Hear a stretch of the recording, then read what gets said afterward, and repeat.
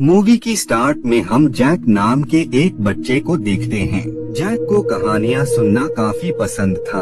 उसके डैड रोज रात को उसे कहानी सुनाया करते थे और ये कहानियाँ जैक को सुनना काफी पसंद था। इन सब कहानियों में एक कहानी जैक को काफी पसंद थी, जो कि असल में जायंट पर बेस्ड थी। उस कहानी में कुछ लोग होते हैं जिनके पास कमाल की जादुई शक्तियाँ होती हैं। उन्हीं पावर्स की हेल्प से वो कुछ ऐसे सीड्स यानी बीज बनाते हैं ताकि उनकी हेल्प से वो हेवन यानी जन्नत में जा सके, क्योंकि ये सीड्स काफी बड़े ट्रीज के अंदर तब्दील हो जाएंगे, जिनसे होते हुए ही ये हेवन तक पहुंच सकते हैं। लेकिन इनमें से किसी को भी ये पता नहीं होता है कि हेवन के पहले एक और दुनिया है जिसमें बड़े बड़े दानव रहते हैं, जो कि इंसानों को मारकर खा जाते हैं। और जब ये वहाँ पहुँचते हैं तो वो जायंट उन्हें मारकर खाने लगते हैं और बाद में वो उस दरख्त से होते हुए इंसानों की दुनिया में आ जाते हैं और वो उन पर अटैक कर सब इंसानों को मारकर खाने लगते हैं। उन जायंट्स ने हर तरफ तबाही मचा दी होती है, जिस वजह से उन्हें रोकने के लिए वही पावरफुल लोग एक जायंट को मारकर उसका हार्ट निकाल लेते हैं और रिचुअल करके एक ताज बनाते हैं, जिस ताज को पहनते ही सारे जायंट्स किंग के सामने झुक जाते हैं। किंग उन जायंट्स को ऑर्डर देता है कि वो वापस अपनी दुनिया में लौट जाएं और दोबारा कभी भी इंसानों की दुनिया में न आए। जिसके बाद ही सारे जायंट्स लौट गए और किंग ने उन दरख्तों को ही कटवा दिया ताकि जायंट्स दोबारा कभी भी न आ सके। बाद में जब किंग की डेथ हुई तो उनकी कब्र के साथ वो सीड्स और ताज को भी दफन कर दिया गया। कहानी पूरी होने के बाद जैक अपने डैड से पूछता है कि क्या जायंट्स वाकई में होते हैं, जिस पर जैक के डैड कहते हैं कि ये सिर्फ एक कहानी है और कुछ भी नहीं। इधर पैलेस में हम प्रिंसेस को देखते हैं, जिसकी मॉम भी उसे उन्हीं जादुई बीजों और जायंट्स की स्टोरी सुना रही होती हैं। असल में उस पैलेस के लोग उस किंग के वंशज थे, जिस किंग ने उन जायंट्स को वापस उनकी दुनिया में भेजा होता है। इसके बाद ये सीन यहीं पर एंड हो जाता है और अब हमें 10 साल बाद का सीन दिखाया जाता है। हम जैक को देखते हैं जो कि अपने हॉर्स के साथ होता है। जैक के फैमिली की फाइनेंशियल कंडीशन बहुत अच्छी नहीं होती है, जिस वजह से वो सिटी में अपने हॉर्स को सेल करने जा रहा होता है ताकि इसके बदले उसे कुछ पैसे मिल सके। जिसके बाद जैक सिटी में आ जाता है। सिटी में एक जगह ड्रामा चल रहा होता है, जिस वजह से जैक वहीं पर रुककर उस शो को देखने लगता है। वहीं पर हम प्रिंसेस को नोटिस करते हैं, जो कि उसी शो को देखने आई होती हैं। बाद में प्रिंसेस पैलेस के लोगों के साथ निकल जाती है। जैक अपने हॉर्स के साथ होता है। वहीं पर उसके सामने एक शख्स आ जाता है, जो कि जैक को बताता है कि अगर तुम मुझे अपना हॉर्स सौंप दो तो मैं तुम्हें इसके बदले एक खास चीज दे सकता हूँ। ये सुनकर जैक इस डील के लिए तुरंत ही रेडी हो जाता है। वो शख्स जैक को कुछ बीज देता है। उन सीड्स को देखकर जैक उससे कहता है कि ये बीज मेरे किस काम के, हॉर्स के बदले मुझे बीज नहीं बल्कि पैसे चाहिए। वो शख्स जैक को बताता है कि ये कोई आम बीज नहीं है, ये जादुई बीज है। तुम इन बीजों की ताकत को जानते नहीं हो, इसीलिए तुम इन्हें लेने से इनकार कर रहे हो। खैर, तुम इन बीजों को संभाल कर रखना और साथ ही इन्हें पानी से बिल्कुल ही दूर रखना, नहीं तो बहुत बड़ी प्रॉब्लम हो जाएगी।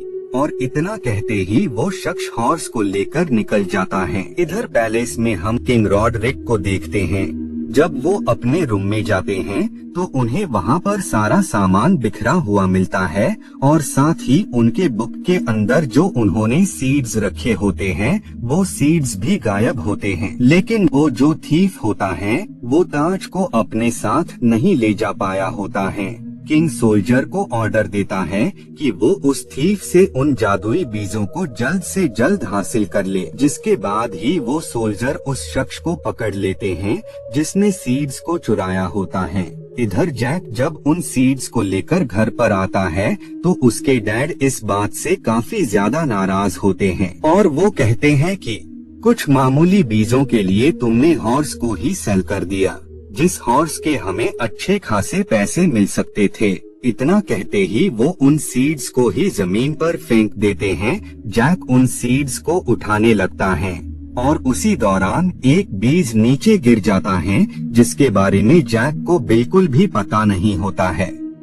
नाइट में जोरदार बारिश हो रही होती है। वहीं पर हम प्रिंसेस को देखते हैं, जो कि बारिश की वजह से पास के घर में स्टे करने के लिए रुकती है और वो घर जैक का होता है। आहिस्ता आहिस्ता बारिश का पानी घर में आने लगता है और जल्द ही सीड पानी के कांटेक्ट में आ जाता है और वो जल्द ही ग्रो होने लगता है। उस दरख्त के साथ ही जैक का घर भी आसमान की गहराइयों में चला जाता है, यानी उन जायंट्स के पास। नेक्स्ट मॉर्निंग किंग अपनी बेटी की सर्च करते हुए जैक के पास आ जाते हैं और वो जैक से प्रिंसेस के बारे में पूछते हैं, जिस पर जैक उन्हें पिछली रात की सारी बात बता देता है, जिस वजह से किंग को यकीन हो जाता है कि प्रिंसेस अब तक जायंट्स की दुनिया में पहुंच गई होगी। जिस वजह से वो एक टीम को रेडी करते हैं, जो कि प्रिंसेस को उन जायंट्स से वापस लाएंगे और उस टीम को रॉडरिक लीड कर रहे होते हैं। उस टीम में रॉडरिक, उसके लोग और जैक भी होते हैं। वो सब उस दरख्त की हेल्प से ऊपर चढ़ रहे होते हैं ताकि वो जल्द से जल्द उन जायंट्स तक पहुंच सकें। और अब वो वक्त आ गया होता है जब ये सब लोग उन जायंट्स तक पहुंच गए होते हैं। रॉडरिक जैक के सामने नाइफ कर देता है और वो उससे उन बीजों को उसे देने का कहता है, जिस वजह से जैक उसे सीड्स दे देता है, लेकिन वो एक बीज को अपने पास ही रखता है। जिसके बाद इन दोनों की टीम्स डिवाइड हो जाती हैं। इधर जैक के साथ जो लोग होते हैं, उन्हें वहाँ पर एक बहुत ही बड़ा और काफी डेंजरस जायंट दिखाई देता है, जिस वजह से वो वहाँ से भागने लगते हैं। लेकिन वो जायंट जल्द ही उन दोनों सोल्जर को पकड़ लेता है और वो उन्हें अपने साथ ले जाने लगता है। उस जायंट को जैक भी देख लेता है, जिस वजह से वो उस जायंट का पीछा करने लगता है। इधर हम रॉडरिक को देखते हैं, जो कि अपने साथी को ही नीचे फेंक देता है, लेकिन अगले पल ही वहाँ जायंट मॉन्स्टर आ जाता है, जो कि दूसरे सोल्जर को पकड़कर उसे खा जाता है। और जब वो जायंट किंग को खाने वाले होते हैं, उसी पल किंग उस ताज को बैग से बाहर निकाल लेता है। इधर हम जैक को देखते हैं, जो कि जल्द ही उस प्लेस पर आ जाता है जहाँ पर उस जायंट ने प्रिंसेस को रखा होता है। वो जायंट एक सोल्जर को पकड़कर उसे अपना खाना बनाने वाला होता है और जब वो इस चीज की तैयारी कर रहा होता है, तो इतनी ही देर में जैक एक नाइफ से उस पर अटैक कर देता है और वो उस जायंट को मार देता है। इधर हम रॉडरिक को देखते हैं, जो कि उस प्लेस पर आ जाता है जहाँ पर वो जायंट्स होते हैं। उस ताज की वजह से वो सारे जायंट्स उसके सामने बैठ जाते हैं। रॉडरिक उन जायंट्स से कहता है कि तुम लोगों की मदद से ही मैं इंसानों को गुलाम बनाकर उन पर हुक्म करूंगा। इधर जैक और बाकी लोग उस दरख्त की हेल्प से वापस नीचे जाने वाले होते हैं, लेकिन उनके वे में एक जायंट होता है, जो कि जरा सी आवाज से उन पर हमला कर उन्हें मार सकता है। इसीलिए वो उस जायंट का ध्यान भटकाने के लिए मधुमक्खी का नेट उसके नकाब के अंदर डाल देते हैं,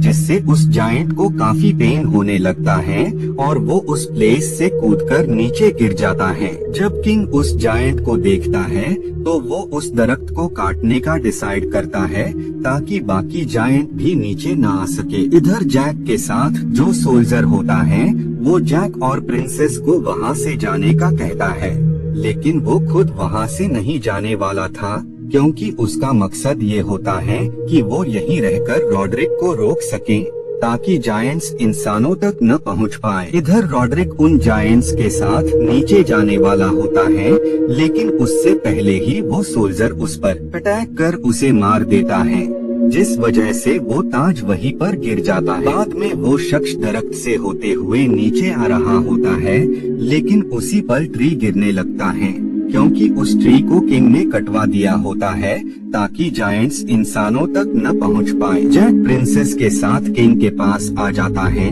प्रिंसेस को सही सलामत देखकर किंग जैक का शुक्रिया अदा करते हैं। इधर उस ताज को जायंट का लीडर पहन लेता है और साथ ही उसे वो जादुई बीज मिल जाते हैं। वो जायंट उन बीजों को पानी में डाल देता है जिससे वो ग्रो होने लगते हैं। वो जायंट उन दरख्तों को नीचे जमीन की तरफ मोड़ देते हैं और बाद में वो उन ट्रीज से होकर इंसानों की दुनिया में आ जाते हैं। जायंट्स को देखकर ये सब काफी डर जाते हैं और वो वहाँ से भागने लगते हैं, लेकिन जायंट बहुत ही ज्यादा पावरफुल होते हैं जिस वजह से वो इंसानों पर अटैक कर देते हैं और वो जल्द ही काफी सारे लोगों को मार देते हैं। किंग सब लोगों को पैलेस की तरफ चलने का कहता है, जिस वजह से ये सब उसी डायरेक्शन में चलने लगते हैं और जल्द ही वो पैलेस के अंदर आ जाते हैं। लेकिन अभी भी जैक बाहर होता है और वो भी पैलेस के अंदर आने लगता है, लेकिन उसी दौरान एक जायंट भी उस डोर को पकड़कर पैलेस के अंदर आने की कोशिश करने लगता है। ये देखकर सोल्जर उस जायंट पर अटैक कर देते हैं जिससे वो पानी में गिर जाता है। ये देखकर बाकी जायंट्स को इंसानों पर काफी गुस्सा आता है और वो वेपन्स से उन पर अटैक कर रहे होते हैं। एक जायंट बेल को तेजी से उनकी तरफ थ्रो करता है जिससे वो वॉल टूट जाती है। ये देखकर किंग जैक और प्रिंसेस को वहाँ से जाने का कहता है और साथ ही वो उनसे कहते हैं कि तुम लोग जाकर बाकी रियासतों से मदद मांगो, वो लोग हमारी मदद जरूर करेंगे। जिसके बाद जैक और प्रिंसेस वहाँ से आगे बढ़ रहे होते हैं। तभी उस जमीन को ब्रेक कर वहाँ से एक बड़ा जायंट निकलता है जो कि जल्द ही जैक और प्रिंसेस को पकड़ लेता है और वो जैक को खाने वाला होता है, लेकिन इससे पहले ही जैक उसके मुंह में सीड को डाल देता है, जिस वजह से उस जायंट के अंदर से ही वो ट्री ग्रो करने लगता है और इस वजह से उस जायंट की काफी दर्दनाक मौत हो जाती है। जैक के पास उस जायंट का हाथ आकर गिरता है जिसमें वो ताज होता है। इधर बाकी जायंट किंग और उसके लोगों को घेर लेते हैं और वो उन्हें मारने वाले ही होते हैं कि तभी वहाँ जैक उस ताज के साथ आ जाता है। उस ताज की वजह से सारे जायंट जैक के सामने बैठ जाते हैं। जैक उन्हें हुक्म देता है कि वो लोग वापस से अपनी दुनिया में लौट जाएं। जिसके बाद ही जायंट वहाँ से अपनी दुनिया में लौट जाते हैं और इसी के साथ ये मूवी यहीं पर एंड हो जाती है।